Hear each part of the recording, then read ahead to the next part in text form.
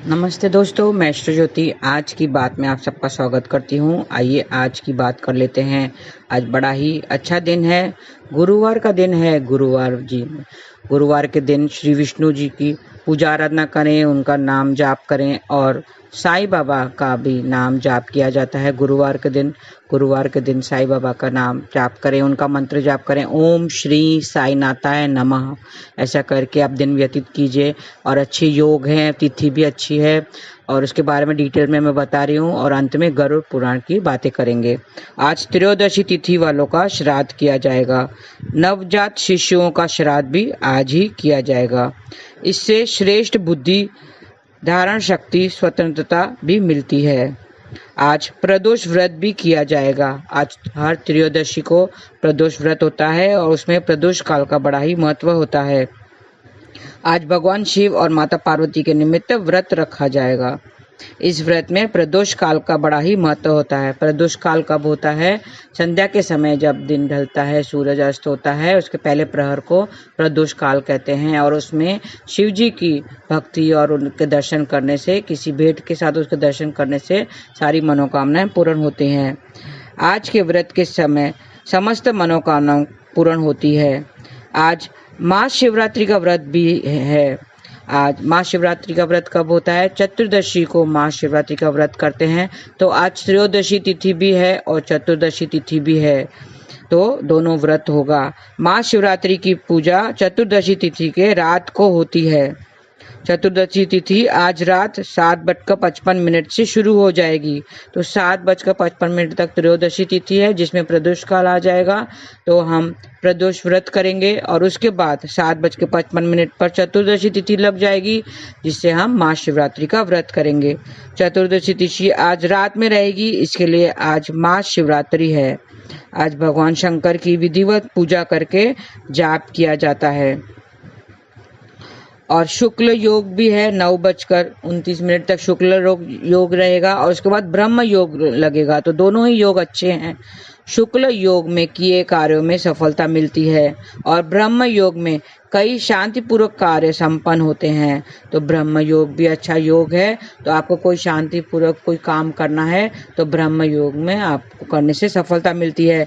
किसी से झगड़ा सुलझाने के लिए भी ब्रह्म योग शुभ होता है। और आज का नक्षत्र पूर्व फाल्गुनी नक्षत्र रहेगा। 11:36 तक पूर्व फाल्गुनी नक्षत्र रहेगा। उसके बाद उत्तर फाल्गुनी नक्षत्र लग जाएगा।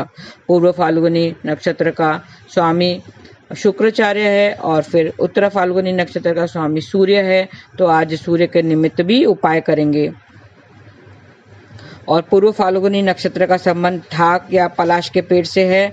तो आज पलाश के पेड़ को नमस्कार करें और इसके फलों को रंग बनाने के में इस्तेमाल किया जाता है। और पलाश के पेड़ को आज हानि नहीं पहुंचानी है और की पूजा करनी है, जल चढ़ाना है। और उत्तर फाल्गुनी नक्षत्र का स्वामी सूर्यदेव है और जिसका संबंध पाकर के पेड़ से है। तो आज पाकर के पेड़ को भी प्रणाम करना है। और कुछ उपाय बता दूंगी दोनों नक्षत्रों के हिसाब से। गुरुवार और पूर्व फाल्गुनी नक्षत्र, उत्तर फाल्गुनी नक्षत्र, प्रदोष काल और महाशिवरात्रि, इन सब के कॉम्बिनेशन से जो आज का उपाय है वो मैं बताती हूँ, जरा नोट करें। आज बड़ा ही शुभ दिन है। चांदी की अंगूठी बनवाकर दाएं हाथ की अंगुली में धारण करें तो आपकी सारी तिजोरियां भरी रहेंगी। अपने कमरे में 2 कपूर मिट्टी के दिए में जलाएं तो मानसिक परेशानियों से मुक्ति मिलेगी। पूरे कमरे में धूप दिखाने के बाद कोने में रख दें। तो घर में कोने में धूप दिखाना है, धूप बत्ती करनी है, तो इससे परेशानियों से मुक्ति मिलेगी। रीठा के पेड़ को नमस्कार करें और चंद्रमा का मंत्र जाप करें। चंद्रमा का मंत्र कौन सा है? ओम श्राम श्रीम श्रौम सह चंद्रमा से नमः। ऐसा करने से खर्चों पर लगाम लगेगी। घर में दक्षिणावर्त शंख की स्थापना करें तो सुख समृद्धि बनी रहेगी। रीठा के पेड़ घर के बाहर लगाने और उनकी देखभाल करें। आज शाम सफेद कागज पर 4 कपूर की टिकिया घर के बाहर जलाएं तो आर्थिक परेशानियों से मुक्ति मिलेगी। कपूर की टिकिया शाम को भी जलाना है। और सफ़ेद कपड़े में चावल या मिश्री बांधकर प्रवाहित करें तो विदेश जाने का सपना पूरा हो जाएगा। सफ़ेद सुगंधित पुष्प का पौधा गमले में लाकर ऑफिस में रखें तो व्यापार में धन लाभ होगा। गमले को अपने ऑफिस की पूर्व दिशा में रखना चाहिए। घर में चांदी की कोई वस्तु लाए। आज घर में चांदी की कोई वस्तु लाए, इसमें आपको कामयाबी मिलेगी। चांदी का चौकोर टुकड़ा अपने पास भी रख सकते हैं। चांदी का चौकोर टुकड़ा आता है, उसको अपने पास रखने हैं तो आपके इरादों में कामयाबी मिलेगी और सफलता मिलेगी। और आज शिव जी के मंदिर जाके शिवलिंग का अभिषेक करना है। घर की परेशानियां दूर करने के लिए प्रार्थना करनी है और वास्तु दोष भी मिट जाएंगे। उस पर दूध चढ़ाना है, शिवलिंग पर दूध अर्पित करें। 1.25 किलो चावल या चांदी का दान करना है। 1.25 किलो चांदी, 1.25 किलो चावल या कितनी भी चांदी हो, थोड़ी सी चांदी आप दान करें तो कारोबार में सफलता मिलेगी। आज गले में सफ़ेद फूलों की माला पहने। तो छोटे से उपाय थे, ये छोटे छोटे उपाय हैं, ये आपको करना है। आज शिव मंदिर भी जाके शिवलिंग के दूध से अभिषेक करना है और अपनी प्रार्थना सुनानी है। मनोकामना आपको पूर्ण करने के लिए प्रार्थना करनी है। तो ऐसे छोटे से उपाय हैं, ये करने से आपकी आज सारी परेशानियां दूर होगी, धन दान में वृद्धि होगी। तो ये थी आज की बातें। आज बड़ा ही शुभ दिन है। शुक्ल योग है, ब्रह्म योग है, पूर्व फाल्गुनी नक्षत्र है, उसके बाद उत्तर फाल्गुनी नक्षत्र लग जाएगा। तो आज प्रदोष व्रत भी होगा और महाशिवरात्रि का व्रत भी होगा। तो आज का दिन अच्छा है, आप खरीदारी कर सकते हैं। किसी से झगड़ा ना करें, किसी से अनबन ना करें, आर्ग्यूमेंट नहीं करें और शांति पूर्वक अपना काम को करें तो सफलता जरूर मिलेगी। कल मैंने गरुड़ पुराण के बारे में बताया था कि श्री विष्णु भगवान ने गरुड़ जी की मनोकामना पूर्ण की और उनको अपने वाहन बनाया। गरुड़ विष्णु जी का वाहन है और उन गरुड़ महाराज ने विष्णु जी से कुछ सवाल किए हैं, जिसके जवाब में जिससे सवाल जवाब को गरुड़ पुराण कहते हैं। इसमें गरुड़ महाराज ने जो सवाल पूछे हैं उसका उत्तर देते हुए विष्णु भगवान जी ये गरुड़ पुराण की रचना की थी। तो कल मैंने कैसे हुआ था, गरुड़ पुराण कैसे रचा गया था उसके बारे में बताया था। अब थोड़ी आगे की कथा कहते हैं कि व्यक्ति जीवन में सुख और दुख अपने कर्मों के कारण ही भोगता है। जीवन में आ रही परेशानियां आपके लिए कई कर्मों का फल है। इन उपायों को अपनाकर जीवन का कल्याण किया जा सकता है। गरुड़ पुराण में कौन से कर्मों की क्या सजा है, सजा के बारे में और उसके क्या उपाय हैं, उसको निपटने के लिए हम क्या कर सकते हैं, उनके बारे में डिटेल में विस्तार से बताया गया है। तो इससे डरने की कोई बात नहीं है। आप गरुड़ पुराण कभी भी पढ़ सकते हैं और कोई भी पढ़ सकता है। ऐसा नहीं कि सिर्फ जो मौत होती है उसके बाद ही किया जाता है इसका पाठ, नहीं, कभी भी कर सकते हैं। और वो सिर्फ सावधान करने के लिए, हमें चेतावनी देने के लिए ये बताया गया है।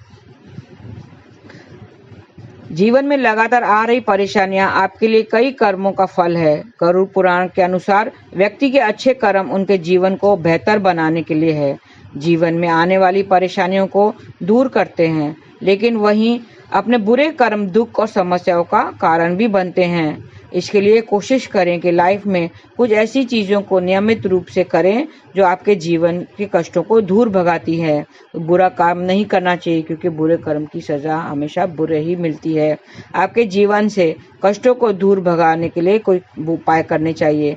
इतना ही नहीं, गरुड़ पुराण में कुछ ऐसे उपाय के बारे में बताया गया है जो आपके 7 पीढ़ियों का भी कल्याण करेगी। तो सुन लेते हैं ध्यान से।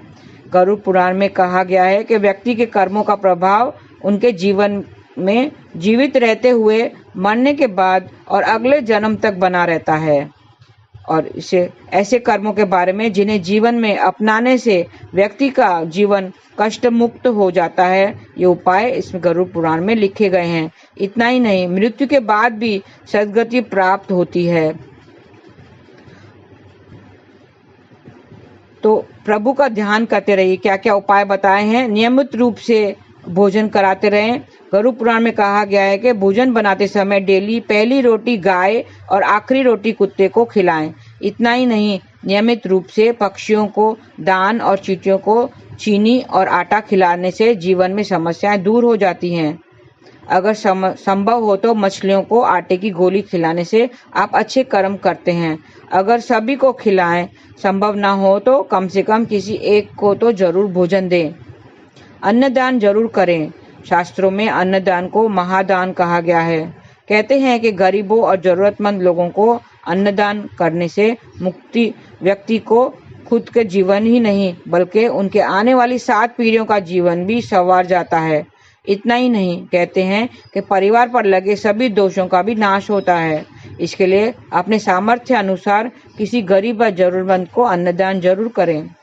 प्रभु का ध्यान करें। गरुड़ पुराण में ध्यान का भी विशेष महत्व बताया गया है। ध्यान विचारों को शुद्ध करने और परमात्मा से खुद को जोड़ने के लिए किया जाता है और नियमित रूप से इनके अपने लाइफ का हिस्सा बनाएं। शास्त्रों में कहा गया है कि परिवार में सुख शांति बनाए रखने के लिए ईमानदारी और मेहनत से ही धन कमाएं। बेईमानी से कमाया धन आपके बुरे कर्मों को बढ़ाता है। कुल देवता का पूजन करें। कहते हैं कि हर परिवार में कोई न कोई कुल देवता या देवी जरूर होती है। जीवन में उन्हें कभी न भूलें। मान्यता है कि कुल देवता का आशीर्वाद मिलने से परिवार की 7 पीढ़ियां फलती फूलती हैं। साथ ही कहा गया है कि अपने पितरों का सम्मान करें। उनका पूजन, श्राद्ध और आदि श्रद्धा पूर्वक करने से आपका भी कल्याण होगा। भगवान को भोग जरूर लगाएं। जीवन में आपको जो कुछ भी प्राप्त हुआ है वो प्रभु की ही देन है और इसका शुक्रिया अदा करने का सबसे सही तरीका यही है कि भगवान को भोग लगाएं। आप जो कुछ भी खाएं, पहले भगवान को भोग लगाएं। कहते हैं कि नियमित रूप से घर का भोजन बिना चखे भगवान को अर्पित करना चाहिए। ऐसा करने से आपके घर परिवार पर माँ लक्ष्मी और नारायण की कृपा बनी रहेगी और किसी भी चीज का अभाव नहीं होगा। तो गरुड़ पुराण में ये सब सरल उपाय दिए गए हैं जो हमें रोज नियमित रूप से करना चाहिए। जैसे कि नाम जाप करना, हरे कृष्णा कृष्ण कृष्ण हरे हरे, हरे राम राम राम हरे हरे। ऐसा ये 16 अक्षरों का 16 शब्दों का जो ये महामंत्र है, ये आप जाप करेंगे। कहा गया है कि 16 माला जरूर करनी चाहिए। 16 माला नहीं हो सके, इतना टाइम नहीं है, तो एक माला जिसको 10 मिनट तक लगता है, 7 से 10 मिनट लगता है, वो जरूर करें। और भोजन जरूर कराएं, नियमित रूप से भोजन कराएं, अन्नदान जरूर करें और प्रभु का ध्यान जरूर करें। कुल देवता का पूजन भी जरूर करना है। ये सब करने से आपके जो भी दोष हैं, पाप हैं पिछले जन्मों के, वो सब कट जाएंगे, आप पापों से छूट जाएंगे और जो अच्छे कर्म हैं उसमें बढ़ोतरी हो जाएगी। तो आपके जो पिछले जन्म के जो भी हैं उस तरह निकल जाएंगे। तो गरुड़ पुराण की बातें हम बताएंगे, आप सुनते रहिए। आज 12 तारीख है और 13 और 14 और 2 दिन मैं बताऊंगी, गरुड़ पुराण की बातें करेंगे। तो सुनते रहिए और लाइक कीजिए, शेयर कीजिए और कमेंट करें। जो अगर कुछ कमेंट करना है तो ज़रूर कीजिए और सब्सक्राइब अब तक नहीं किया है तो सब्सक्राइब भी करें ताकि आपके आने वाले जो भी वीडियोस का नोटिफिकेशन आपको मिलता रहेगा। तो आज के लिए बस इतना ही। धन्यवाद। आपका दिन शुभ रहे। हरे कृष्णा।